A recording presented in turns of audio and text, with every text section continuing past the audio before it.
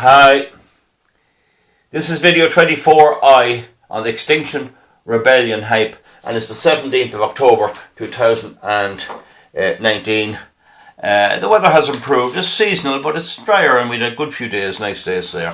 Now, just a few wee bits of news. One is that I've checked with coal merchants north and south of the Irish border in Northern Ireland and the Republic, and the price of a €12 bag of coal will increase this week and early next week by €1.50, bringing it from 12 to 13.5 euros, or €13.50, and this is due nothing to do with carbon tax directly. The carbon tax in the Republic of Ireland will come in May of next year, 2020, but this is costs. Now, there may be an energy component in it, but it just shows you that our government can't control the price of these fuels, and yet they're adding tax to them. It's quite possible that by the time the carbon tax comes in, it will be even higher. The ordinary cost will be higher, and the carbon tax on top of that. The carbon tax is a flat rate; it's so much per tonne, so it's not like VAT.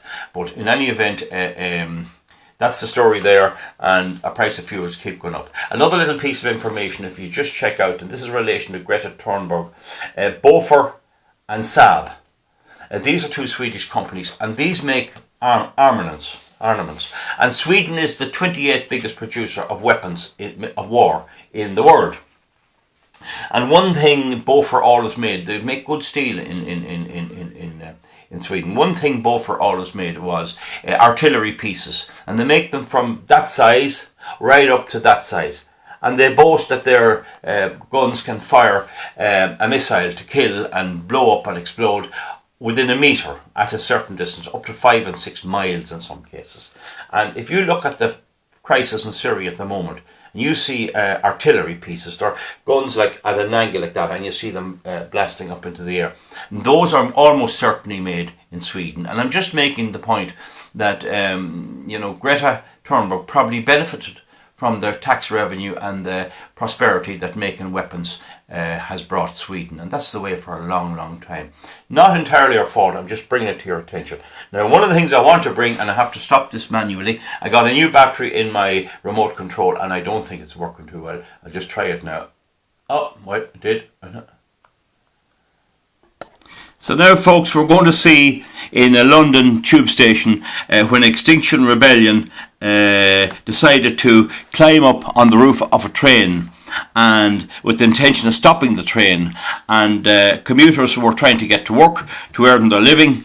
And here we see the direct and probably one of the first climate riots between ordinary people and the activists.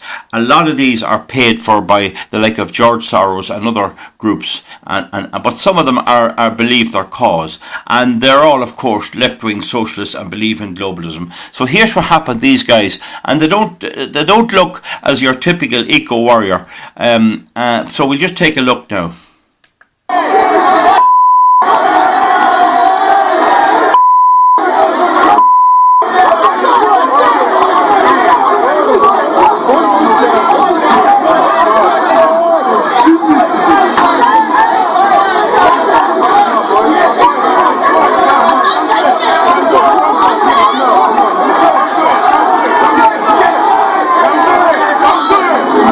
We're Extinction Rebellion.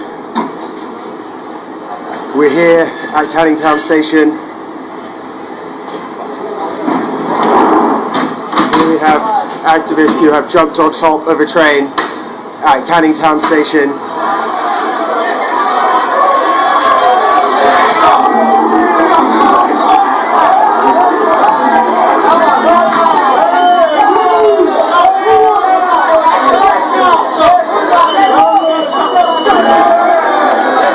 It's reached boiling point, hasn't it, on the tube this morning, and people are losing their tempers and taking action as a result. And it's a very, very unpleasant situation there at Canning Town Station this morning.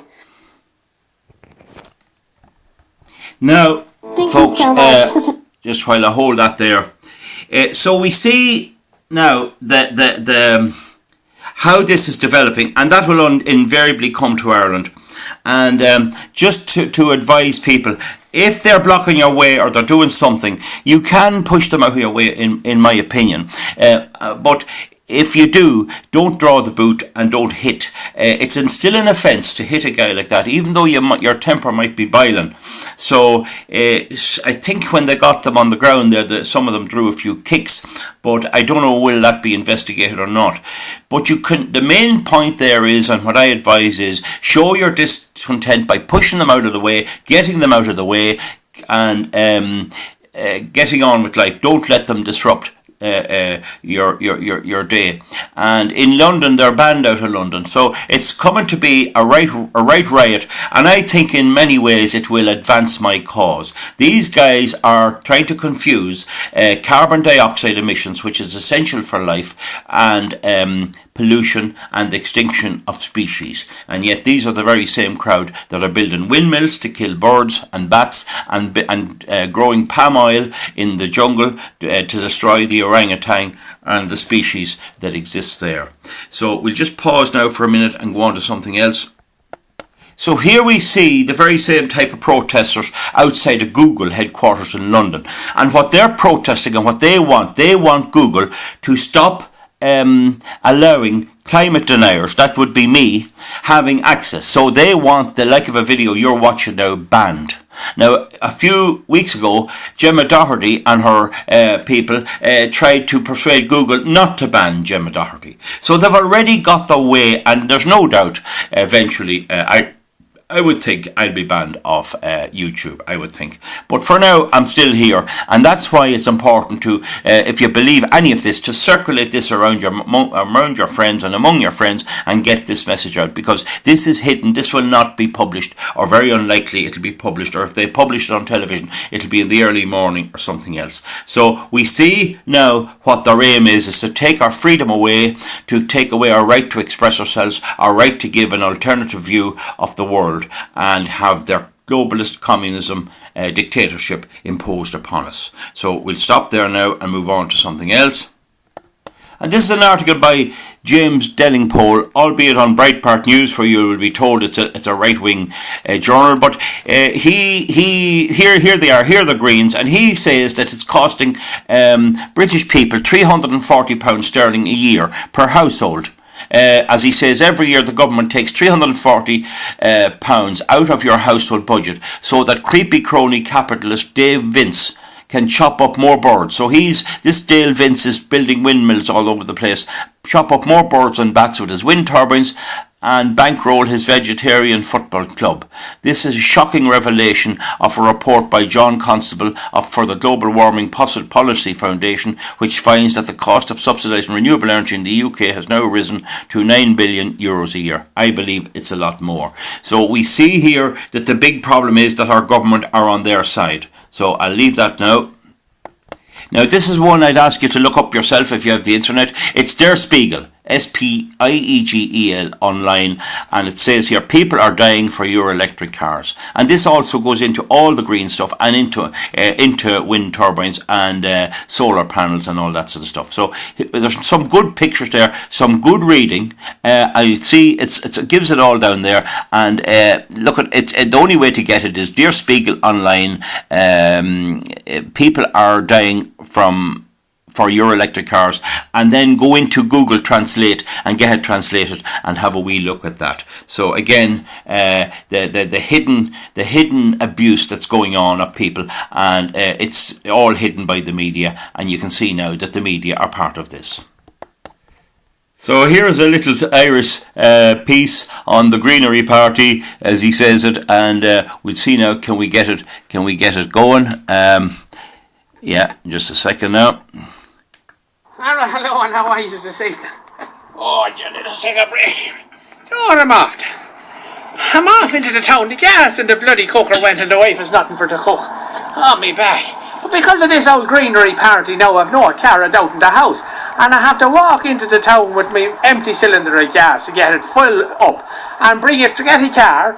I'd probably even out buying a car, there'd be only one left, and have to fill the gas and come home with the gas, and then I have to leave the gas at home, bring the car back in, and then I have to walk home with the car and put it back in the car pouch. And there'll probably be no petrol in the car when I get that far, because the lads that one have filled it up, and as I say, I'll be left with a banger. And probably me Maguire, Sweeney or Murray will be the last one that had the car, and there'll either be a smell of cow shite, smoke or farts in the car. Now I don't know if it's there, and I'll bring me bag for life, and I'll do a bit of shopping when I'm in there, because God knows when I'm going to get a car again. So that's the greenery party for you. They should be called the gas party, that's all I know, huh? Good luck to you, huh?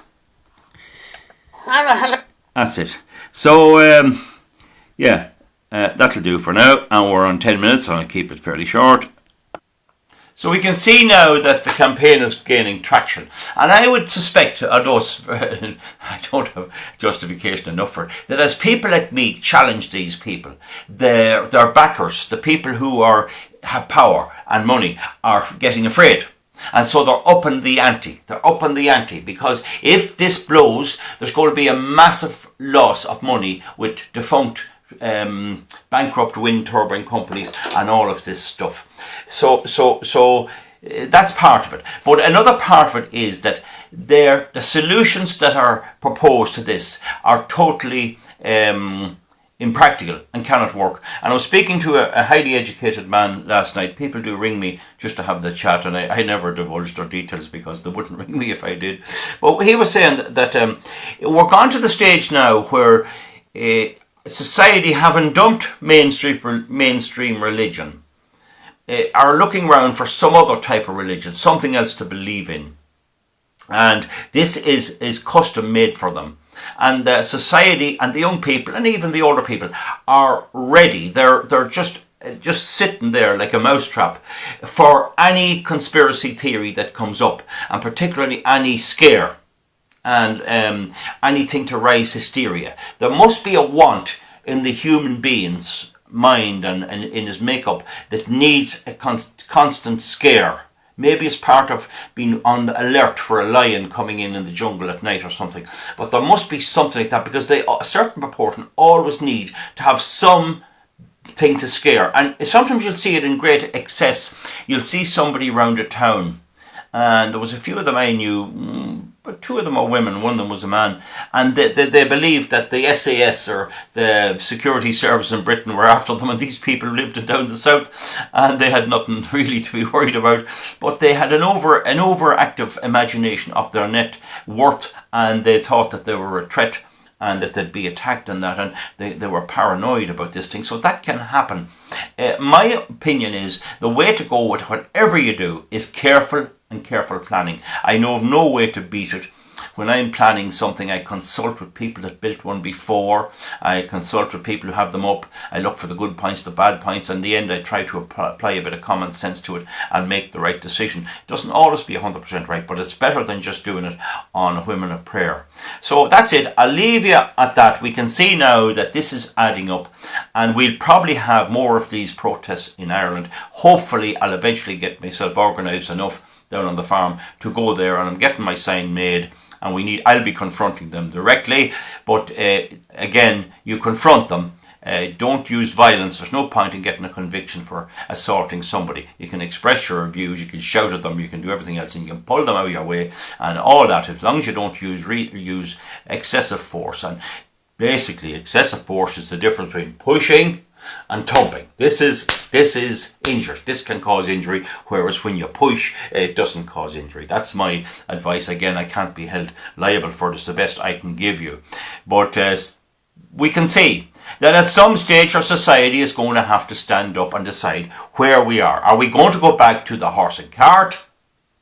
Or are we going to try and make the best use of the resources we have and allow proper science and listen to everybody to dictate? There isn't a climate emergency, but it is very bad to see the destruction of the environment and the homes of and the habitat of primitive species, or primates I mean to say, and birds and all that, and it's accelerating. Unfortunately, these people have the wrong cure. It's like if you had an oxyacetylene cylinder on fire. The last thing you need to put on it is water, because water causes acetylene to give off a flammable gas. and that gas will burn. So the more water you put on, the worse. And this is what's happening here. The disease is way overstated, and the cure is wrong.